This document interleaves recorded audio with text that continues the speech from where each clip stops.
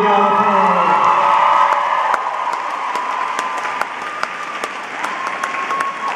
Woo, it's a lot of people. I got this here just in case. Okay.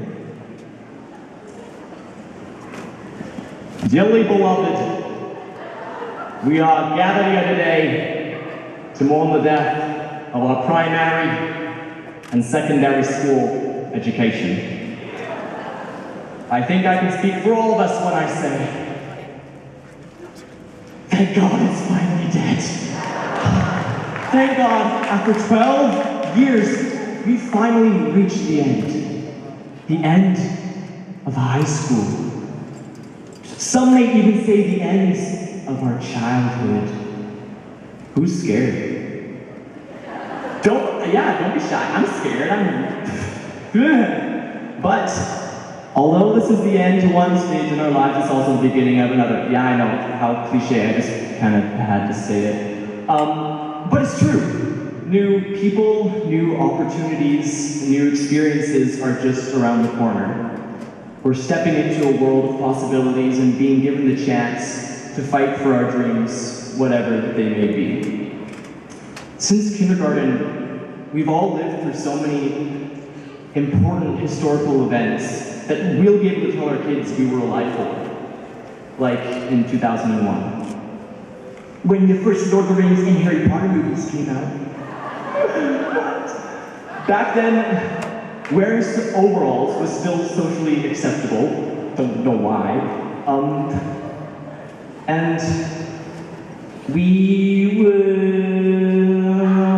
where am I?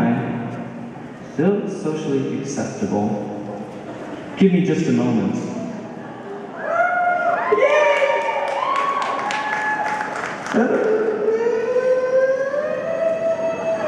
Okay, yeah, and we'd stay up until midnight, and just to see if we could, because we were little, and that was hard. Wow, things have changed. Back then, I remember wishing for a Barbie house. For my mermaid Barbie to live in. She was so beautiful and needed a house, which I never got, of course. Fast forward a couple years to 2004, when Mean Girls came out. Yeah, I know we all like that movie, even the guys like it. We were about 9 then, and Lindsay Lohan was a role model. In light of recent developments, I sincerely hope nobody still wants to be like Lindsay Lohan.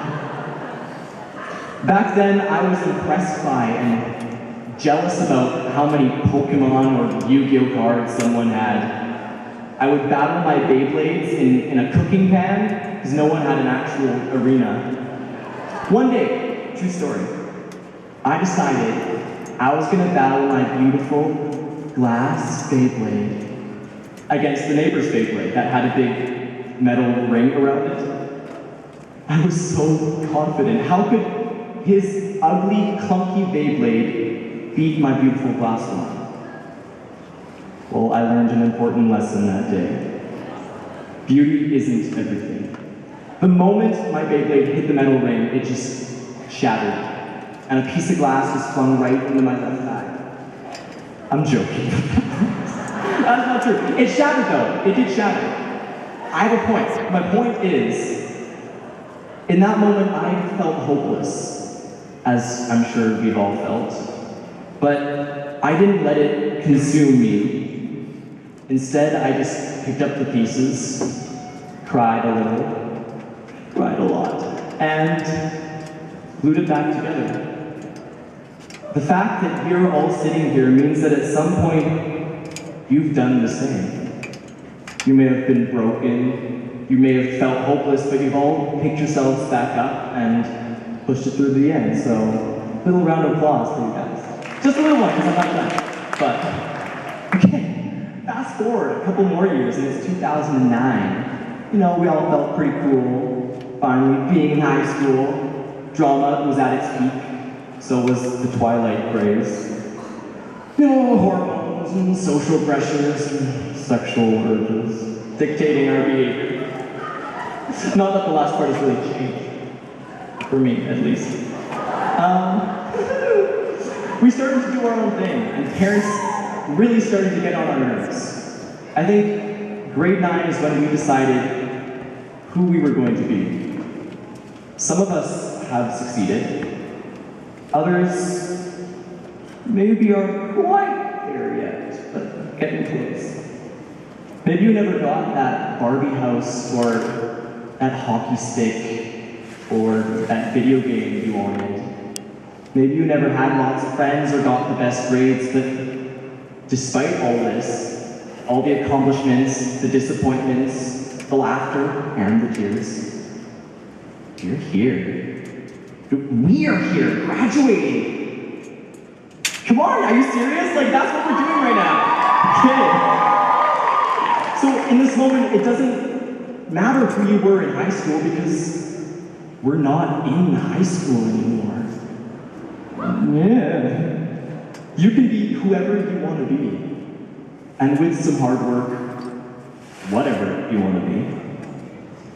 Now, we all know we wouldn't be here without the support of our teachers, family, and friends. I know, cliche again, but it's true, also again.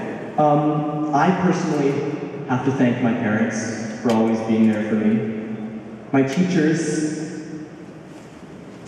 I don't know where they are, for always believing in me. But most of all, I think I want to thank Riverside as a whole, meaning staff, or our grad class, or even students of other grades. All of you have made me feel important, in a sense, and liked. So I've never felt that sort of communal love that I felt at Riverside, so thank you. It's a fear of mine that I'll never be so lucky as to feel it again. It would be expected of me to mention all the accomplishments of the different sport groups, or art groups, or philanthropy groups we have at Riverside.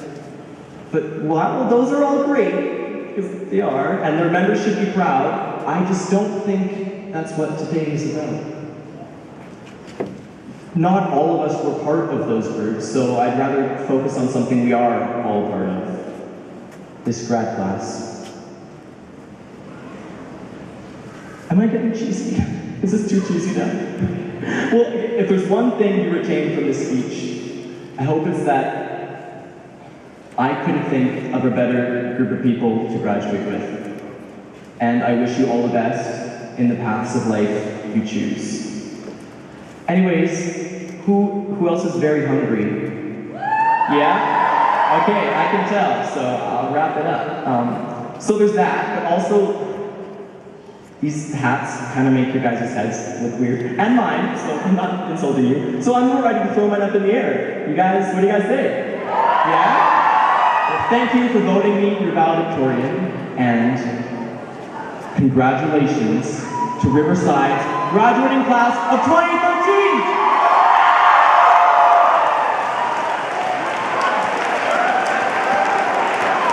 Thank you, everyone.